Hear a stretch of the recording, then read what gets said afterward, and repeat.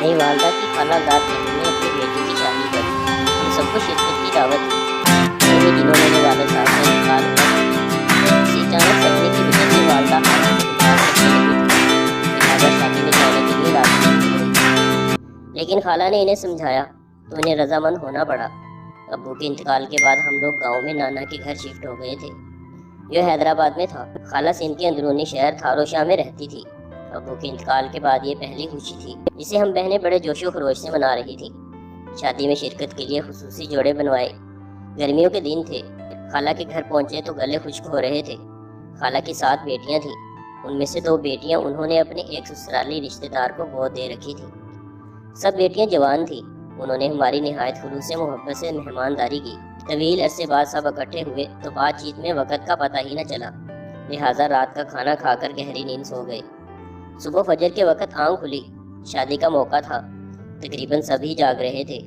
اچانک میرے کانوں میں ایک نہایت میٹھی اور سریلی آواز سنائی دی جو ایک درد بھرے گیت کی صورت میں تھی۔ اس کے بول بھی نامانوس زبان میں تھے جو سمجھ میں نہیں آ رہے تھے، مگر اس کی لے میں درد کوٹ کوٹ کے بھرا ہوا تھا۔ اسی لمحے ناشتہ لگنے کا اعلان ہوا تو وہ آواز بند ہو گئی۔ ناشتے کے لوازمات دسترخوان پر سجاتے ہوئے ایک چہرہ سب سے الگ نظر آ رہا تھا، جس کے بارے میں ہمیں کوئی علم نہیں تھا کہ اس سے ہماری کیا رشتہ داری ہے۔ وہ خاتون نہایت زندہ دل اور ہنس مکھ تھی، بات بات پر چٹکلے چھوڑ کر خواتین کو کہکے لگانے پر مجبور کر رہی تھی۔ اس وقت ان سے تعارف کا موقع نہ مل سکا۔ ناشتے کے بعد ہم اپنے رشتہ داروں سے ملنے چلے گئے۔ دوپہر کو واپس آئے تو وہ خاتون چند گورے گورے صحت مند بچوں کے ساتھ صحن میں بیٹھی ان سے باتوں میں مگن تھی۔ رات کو مائیوں کی تقریب میں خوب ہلا گلا ہوتا رہا، لیکن وہ خاتون کہیں دکھائی نہ دی۔ تاہم دوسرے روز رات کو مہندی کے فنکشن میں وہ بڑی سج دھج سے آئیں اور اپنی باتوں اور بلند کہکوں سے خوب رونے لگاتی رہی۔ اس کی ہنسی مذاق کی باتوں سے سب لوگ ہنس ہنس کر لوٹ پوٹ ہوتے رہے۔ اگلے روز ہماری خالو باورچی خانے میں ناشتہ کرنے آئے تو ہم بھی انہی کے ساتھ بیٹھ گئے۔ اس اسنا میں وہ خاتون بھی آ گئی، مگر خالو کو دیکھ کر فوراً پلٹ گئیں۔ انہیں اچانک یوں آتے اور فوراً ہی واپس جاتے دیکھ کر میری والدہ نے خالو سے پوچھ ہی لیا کہ یہ عورت کون ہے جو محفل میں چھا جاتی ہے۔ خالو بھی انہیں جاتے ہوئے دیکھ لیا تھا۔ کہنے لگے، یہ میرے ماموں کی دوسری بیوی بانو ہے، ماموں کی پہلی بیوی۔ مبشرہ سے طویل عرصے تک کوئی اولاد نہیں ہوئی تو ماموں نے ان سے دوسری شادی کر لی۔ میرا بھی تجسس جاگ چکا تھا۔ میں نے پوچھا، خالو یہ خاتون تو بڑی ہنس مکھ اور چنچل لگتی ہے، ہمارے خاندان کی بھی نہیں لگتی۔ خالو نے ایک لمبی سانس بھری، پھر کہنے لگے، ان کی زندگی بھی ایک انوکھی کہانی ہے۔ بانو نامی اس بنگالی خاتون کا تعلق بنگلہ دیش سے ہے۔ جب یہ 8 برس کی تھی تو اغوا کاروں کے ایک منظم گروپ نے انہیں اسکول جاتے ہوئے اغوا کر لیا اور پانی کے جہاز کے ذریعے کراچی لا کر انہیں ایک شخص کے ہاتھوں بیچ دیا۔ کچھ عرصے بعد اس شخص نے بھی اسی اور شخص کے ہاتھ فروخت کر دیا۔ اس طرح ہوتے ہوتے وہ ہمارے شہر نوشہر فیروز پہنچ گئی۔ میری ممانی مبشرہ کی کوئی اولاد نہیں تھی۔ جو شخص اس لڑکی کو خرید کر لایا تھا وہ ممانی مبشرہ کے دور کا رشتہ دار تھا۔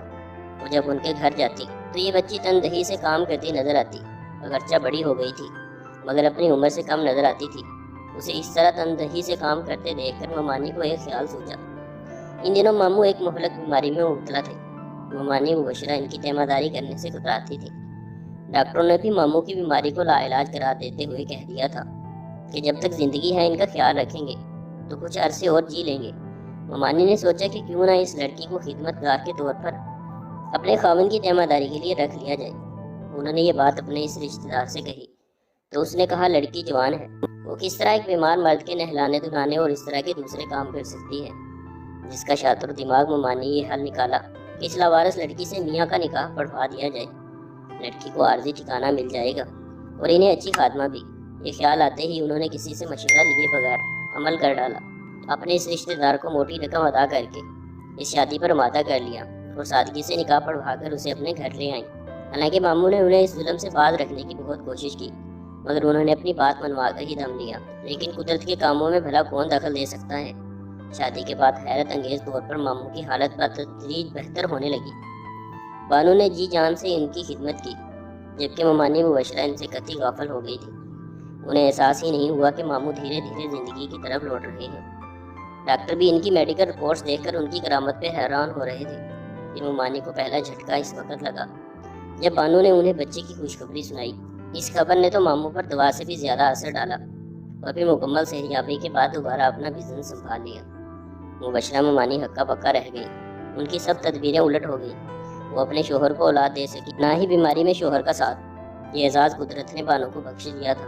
बच्चे की पैदाइश के बाद मामू बानो की दिल से कदर करने लगी और मोहब्बत मिलने पर बानो पर ऐसा निखार आया कि वो बला की दिलकश दिखाई देने लगी। एक के बाद दीगरे 5 बच्चों की आमद से बरसों से सूना आंगन को रौनक हो गया। बानो ने भी कभी अपनी सोखन मुबशरा की इज्जत में कभी कोई कमी नहीं आने दी, हमेशा उनका मान रखा। बिलाशुबा कुदरत जब किसी को आजमाइश के बाद नवाजती है तो बानो ममानी की तरह छप्पड़ फाड़ कर देती है। मामू का बिजनेस भी खूब चल निकला था। इन्हें देखकर यकीन नहीं आता था कि वो कभी इतने शदीद अलील भी रहे होंगे। मुबशरा ममानी की चाल उल्टी हो गई थी और उधर बानो ने अपनी खुश मिजाजी और सच्चे खलूस से खानदान भर में मकबूल तरीन हैसियत हासिल कर ली, बल्कि अपने बच्चों की परवरिश भी इस तरह की कि वो मुबशरा को बड़ी अम्मी और उसे छोटी अम्मी कहते हैं और दोनों से यकसा प्यार करते हैं। उनका घर हमारे घर से मुल्हिक है। सुबह सवेरे बानो की बंगाली गीत की रस भरी आवाज़ रोजाना सुनाई देती है।